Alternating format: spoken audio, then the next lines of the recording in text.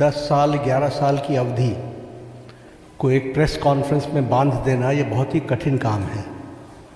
लेकिन फिर भी जो विकसित भारत और विकसित भारत में अमृतकाल और अमृतकाल के लिए जो सेवा, सुशासन और गरीब कल्याण, इस पे जो समर्पित 11 साल प्रधानमंत्री मोदी जी के नेतृत्व में कार्य हुआ है, वह स्वर्ण अक्षरों में लिखे जाने वाला कार्य हुआ है। 11 साल पहले तुष्टीकरण पर और तुष्टीकरण के साथ साथ समाज को खंडित करके अपनी कुर्सी को सेव करना, यह एक राजनीतिक संस्कृति का तरीका बन गया था कि ये सरकार पिछले 11 सालों में ट्रांसपेरेंसी की नई मिसाल पेश की और ये फ्यूचरिस्टिक गवर्नमेंट है।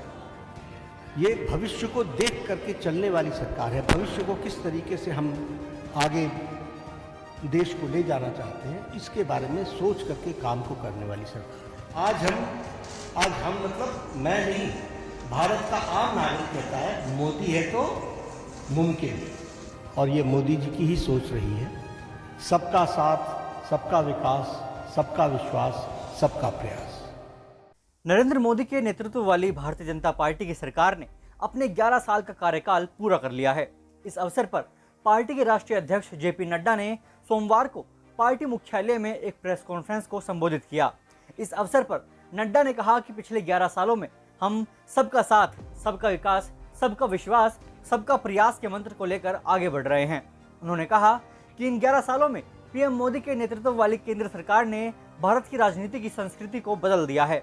बीजेपी अध्यक्ष जेपी नड्डा ने मोदी सरकार के 11 साल पूरे होने पर सरकार की उपलब्धियां गिनाई हैं। उन्होंने कहा 11 साल पहले देश तुष्टीकरण की राजनीति देख रहा था, लेकिन प्रधानमंत्री मोदी ने इसे बदलकर जवाबदेही की राजनीति, पॉलिटिक्स ऑफ रिस्पॉन्सिबिलिटी और रिपोर्ट कार्ड की राजनीति की शुरुआत की। चलिए अब आपको दिखाते हैं कि इस प्रेस कॉन्फ्रेंस के दौरान जेपी नड्डा ने किन उपलब्धियों की बातें की हैं। प्रधानमंत्री मोदी जी के नेतृत्व में हम 11 साल पूरे कर रहे हैं और उनके नेतृत्व में चलने वाला ये सरकार, उसके बारे में आज हम कोशिश करेंगे कि चर्चा करें, क्योंकि 10 साल 11 साल की अवधि को एक प्रेस कॉन्फ्रेंस में बांध देना ये बहुत ही कठिन काम है। लेकिन फिर भी जो विकसित भारत और विकसित भारत में अमृतकाल और अमृतकाल के लिए जो सेवा, सुशासन और गरीब कल्याण, इस पे जो समर्पित 11 साल प्रधानमंत्री मोदी जी के नेतृत्व में कार्य हुआ है, वह स्वर्ण अक्षरों में लिखे जाने वाला कार्य हुआ है। देश 11 साल पहले तुष्टीकरण पर और तुष्टीकरण के साथ साथ समाज को खंडित करके अपनी कुर्सी को सेव करना, यह एक राजनीतिक संस्कृति का तरीका बन गया था। लेकिन प्रधानमंत्री मोदी जी के आने के बाद जब मैं कहता हूं कि he change the political culture of the country, तो politics of performance, responsive government, responsible government, एक जिम्मेवार सरकार, एक जवाबदेह सरकार, और इसके साथ साथ हम ये कहेंगे कि पॉलिटिक्स ऑफ रिपोर्ट कार्ड, यानी हम अकाउंटेबल गवर्नमेंट, जो हम काम कर रहे हैं उसको हम जनता के सामने अकाउंट करते हुए चीज़ों को रखें। ये नई संस्कृति पैदा हुई और इसलिए मैं बड़े गर्व के साथ ये कह सकता हूँ कि पिछले 11 साल में मोदी जी के नेतृत्व में चलने वाली सरकार ने भारत की राजनीति की संस्कृति को बदलकर न्यू नॉर्मल, न्यू ऑर्डर को स्थापित किया है। और यह सरकार एक असरदार सरकार है, इफेक्टिव गवर्नमेंट। यह सरकार दमदार सरकार है और यह सरकार मजबूत फैसले लेने वाली सरकार है, आर्थिक अनुशासन लाने वाली सरकार है। पिछले 11 वर्षों में जो आर्थिक अनुशासन लाया गया, उसके लिए जो बोल्ड डिसीजंस लिए गए, पीपल लेड गवर्नमेंट, जनता को साथ लेकर के चलने वाली सरकार, और पीपल्स पार्टिसिपेशन, इसको भी हमने बखूबी देखा है। और हम सब जानते हैं कि ये सरकार पिछले 11 सालों में ट्रांसपेरेंसी की नई मिसाल पेश की है। इट्स ए ट्रांसपेरेंट गवर्नमेंट, और ये फ्यूचरिस्टिक गवर्नमेंट है। ये भविष्य को देख करके चलने वाली सरकार है। भविष्य को किस तरीके से हम आगे देश को ले जाना चाहते हैं, इसके बारे में सोच करके काम को करने वाली सरकार है। और इसीलिए वी टॉक अबाउट विकसित भारत, और विकसित भारत का ये अमृत काल, और ये 10 साल 11 साल ने विकसित भारत का बेस बनाया है। This we have to understand. और इस बेस को बनाने के लिए जो भी फैसले लेने थे वो सारे फैसले लिए गए। हमको ये याद रखना चाहिए कि that government before 2014 was full of corruption, भ्रष्टाचार से आकंठ डूबी हुई सरकार थी, घोटालों से में संलिप्त सरकार थी, वाली सरकार थी। एक नेगेटिविज्म का वातावरण था, कुछ नहीं बदलने वाला। लेकिन 2014 के बाद हमने ऑप्टिमिज्म देखा है। The shift, when I talk about political culture, I talk about the shift from negativism to positivism. आज हम मतलब मैं नहीं, भारत का आम नागरिक कहता है मोदी है तो मुमकिन है। हम ये भी कह सकते हैं कि ऑप्टिमिज्म में विकास, आविष्कार और नवाचार, ये तीनों चीजें जुड़ी हैं।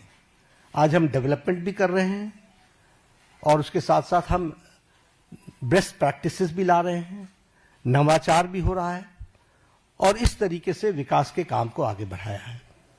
और एक बेसिक प्रिंसिपल पिछले 11 वर्षों में हम लोगों ने अडॉप्ट किया, और ये मोदी जी की ही सोच रही है, सबका साथ, सबका विकास, सबका विश्वास, सबका प्रयास। बहुत चैलेंजेस भी आते हैं, लेकिन उसके बावजूद भी अंडरलाइनिंग प्रिंसिपल हमारा बड़ा स्पष्ट रहा है। अब मैं अगर बोल्ड डिसीजंस की बात करूं, तो मैंने कहा कि इतने एक प्रेस कॉन्फ्रेंस में 11 वर्षों के बोल्ड डिसीजंस बता देना ये मेरे लिए बहुत कठिन होगा। लेकिन आर्टिकल 370 को एब्रोगेट करना, पॉलिटिकल नैरेटिव बन चुका था कि दिस इज नॉट पॉसिबल। देश मान चुका था कि दिस इज नॉट पॉसिबल, और वो आर्टिकल 370 धाराशाही हुआ और एब्रोगेट हुआ। पॉलिटिकल नैरेटिव बन चुका था कि दिस इज नॉट पॉसिबल।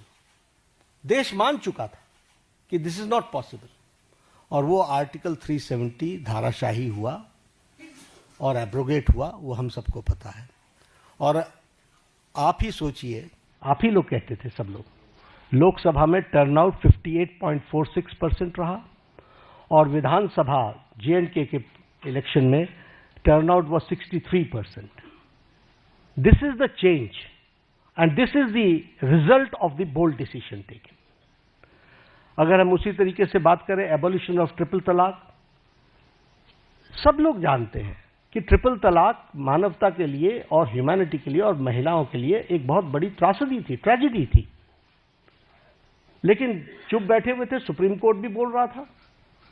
लेकिन ये बोल्ड डिसीजन लेना और ट्रिपल तलाक को समाप्त करना, जबकि इस्लामिक कंट्रीज में और हमारे नेबरिंग कंट्रीज में कहीं भी ट्रिपल तलाक नहीं है। उसी तरीके से enactment of the new Waqf act हम लोग डिस्कशन कर रहे हैं। वी नो किस तरीके से एक नैरेटिव बनाने का प्रयास हुआ, लेकिन in the interest of the nation, देश के इंटरेस्ट में और उस कम्युनिटी के इंटरेस्ट में वक्फ बोर्ड बनाने की न्यू एनैक्टमेंट की आवश्यकता थी। वो बोल्ड डिसीजन लिया गया। उसी तरीके से सिटीजन्स अमेंडमेंट एक्ट, उसी तरीके से डीमोनेटाइजेशन, उसी तरीके से मोर देन 3 डिकेड्स हम विमेन रिजर्वेशन की तरफ नहीं बढ़ पाए, लेकिन 33% विमेन रिजर्वेशन देने का काम प्रधानमंत्री मोदी जी के नेतृत्व में हुआ। और उसी तरीके से अगर हम देखें इकोनॉमिक डिसिप्लिन के लिए, हमारे अश्विनी जी बैठे हुए हैं, रेल बजट को एसिमिलेट करना और भारत की आर्थिक जगत को एक साथ कैसे देश के लिए डेवलप किया जा सकता है उसको करना। आप भी जानते हैं, हम भी जानते हैं कि हमारी इकॉनमी 10th से छलांग लगा करके 5th पर पहुंच गई। और अब जो इंटरनेशनल मॉनेटरी फंड का जो अब नया डेटा आ रहा है वो हमको 4थे स्थान पर ला रहा है, और हम 4थे स्थान की तरफ हम अग्रसर हुए हैं। और हम 4th straight consecutive 4th straight में हम अपने ग्रोइंग इकोनॉमी में इस ईयर भी हम सबसे आगे हैं। और उसी तरीके से हम देखें फास्टेस्ट ग्रोइंग इकोनॉमी के रूप में हमारा 4था साल लगातार चल रहा है। Per capita income has increased by 67%. Foreign exchange reserves has increased by 135%. Exports at the record of to the US dollars is 825 billion. Gross FDI rise is 106%. Taxpayers का बेस बहुत इंक्रीज हुआ है, वो 127%. और उसी तरीके से ग्रॉस डायरेक्ट टैक्स कलेक्शन ये भी 238% का इंक्रीज हुआ है। अगर एजेंसीज की बात करें तो bright spot international monetary fund Bharat की इकॉनमी को IMF बोलता है। वर्ल्ड बैंक हमारे को fastest growing economy, major economy in the world कहता है। और वर्ल्ड इकोनॉमिक फोरम हमको वो कहता है कि India is all set for as a primary engine of the global economic growth in 2025 and 26. यानी सारी विपरीत परिस्थिति में भारत की इकोनॉमी सुदृढ़ और सक्षम तरीके से आगे बढ़ रही है, ये हमको ध्यान में रखना चाहिए। पिछले दशक में हमने समाज के सभी वर्गों की चिंता की है, फिर चाहे वो हमारे शेड्यूल कास्ट भाई हैं, फिर चाहे वो हमारे OBC भाई हैं, फिर चाहे वो हमारे ट्राइबल भाई हैं, सबकी हमने चिंता की है। उनके लिए हर एक के लिए अलग अलग नीतियां, अलग अलग कार्यक्रम, स्कॉलरशिप्स इस तरीके से देने का काम भारत सरकार ने किया है। All schemes dedicated to SC, ST और हमारे OBC भाई, इनके लिए चिंता की गई। उसी तरीके से महिलाओं के लिए विशेष करके ध्यान दे करके विमेन लेड गवर्नमेंट, विमेन को आगे रख करके बढ़ाने का काम करना, यह काम भी हमारी सरकार ने बखूबी किया है। और जब हम ये विमेन की बात करते हैं, फिर हेल्थ के सेक्टर में आप ले लीजिए, right from conception to delivery, फिर डिलीवरी के बाद vaccination, all programs have been taken by government of India, all programs. उसी तरीके से मैटरनिटी लीव, उसको 12 से 26 वीक्स तक बढ़ाना विथ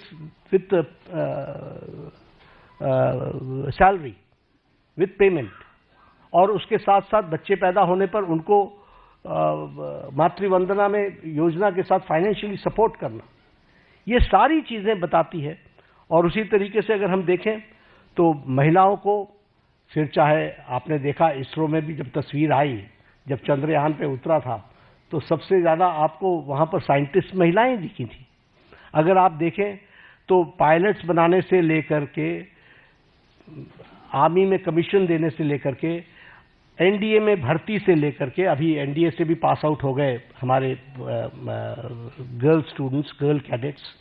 सैनिक स्कूल में ऑल 76 हमारे जो सैनिक स्कूल्स हैं, 73 सैनिक स्कूल्स, उसमें उनको एडमिशन मिलना। इसके साथ साथ लखपति दीदी, और लखपति दीदी के साथ साथ हमारे सेल्फ हेल्प ग्रुप्स को प्रमोट करना। तो समाज के जो वर्ग जिनको थ्रस्ट देना चाहिए था, वो थ्रस्ट देने का काम 11 साल में हुआ है। SC, ST, OBC और हमारे महिला वर्ग को की मेन स्ट्रीमिंग करने का काम हुआ है। गरीब कल्याण, अब ये गरीब कल्याण स्लोगन नहीं था। 70 साल से गरीबी हटाओ का नारा लेकर के हम नहीं चले रहे, हमने गरीब कल्याण करके दिखाया है। और आंकड़े इस बात के सबूत हैं कि 25 करोड़ लोग आज गरीबी की रेखा से बाहर आ चुके हैं। और ये मेरे आंकड़े नहीं हैं, ये आंकड़े नीति आयोग के हैं, ये आंकड़े इंटरनेशनल फोरम्स के, इकोनॉमिक फोरम्स के हैं। और उसी तरीके से extreme poverty has dropped by 80% decline. Infrastructure की बात अगर मैं करूं, रोड्स, एयरवेज, रेलवेज, ब्रिजेस, तो बड़ी लंबी फेरिस्त है उसकी जो उस पर चर्चा करेंगे। लेकिन हाँ, चेनाब की चर्चा मैं जरूर करना चाहूँगा कि नरसिम्हा राव जी के टाइम पर शिलान्यास रखा गया था। देखिए गवर्नमेंट के एक्शन को। नरसिम्हा राव जी के टाइम पर 1995 में रखा गया था और इसको अटल जी ने project of national importance declare किया और पूरा करने का काम प्रधानमंत्री मोदी जी ने 6 जून को, अभी 3 दिन पहले, उसको पूरा किया। वो भी हमको ध्यान में रखना चाहिए। तो इसलिए समस्याओं को टालते रहना ये इस सरकार की न रीति रही न नीति रही। सरकार ने समाज के सभी वर्गों की चिंता करते हुए कोशिश की कि उनके जीवन में सुधार हो और आज पूरी ताकत के साथ हम विकसित भारत की ओर एक लंबी छलांग लेने के लिए तैयार हुए हैं। पिछले 11 वर्षों में मैंने पहले कहा कि अनइमेजिनेबल, जो किसी ने कल्पना नहीं की थी, वो काम हुए हैं और इसके साथ साथ पिछले 11 साल में देश को एक विकसित भारत की तरफ ले जाने में और समाज के सभी वर्गों को साथ लेकर के चल करके आगे बढ़ने में प्रधानमंत्री मोदी जी का नेतृत्व सफल रहा है। और आज 11 साल पूरे होने पर मैंने कोशिश की, it is very difficult to comprehend the whole work done in last 11 years, but I've tried to point out some major things and I've tried to highlight the issues, the policies and programs जिनके माध्यम से इस कार्य को पूरा करने का काम प्रधानमंत्री मोदी जी ने किया है। धन्यवाद।